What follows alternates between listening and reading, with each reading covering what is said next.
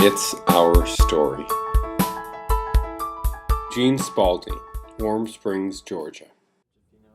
Yeah, one of the things that I kind of smile at is when I first tried to get back into the labor force, the number of quadriplegics that were employed was less than 2%.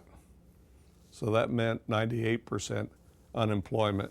And it's gotten quite a bit better, but I remember in the beginning, I was told by my rehab counselor that my disability was too severe for service, that they just didn't think there's any way I could get back to work. And luckily I've got a good job now and I pay my fair share of taxes.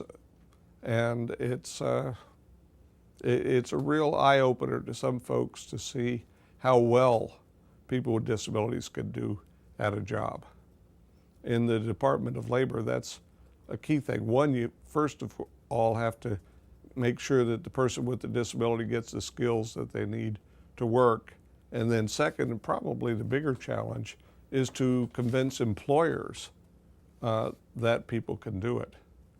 You know, there are a couple of questions that an employer will not ask a prospective candidate with a disability. And if you don't answer those questions, you're not going to work. First question being, how are you going to get to work? They see me in this 500-pound wheelchair and say there isn't any way Gene's going to show up. So I have to explain to them how I'm going to get to work. Second question is, how are you going to do the job?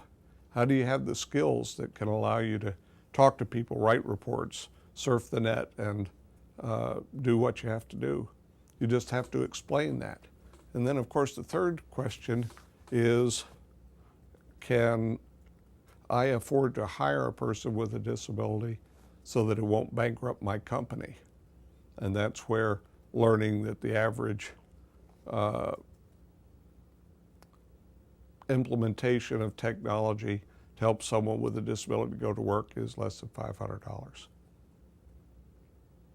And most employers won't ask any of those three questions because they assume that if they do, they're not allowed to.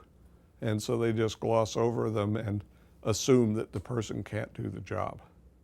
The It's Our Story project is a national effort to make disability history public and accessible. Visit us at www.itsourstory.org or on the It's Our Story project YouTube channel.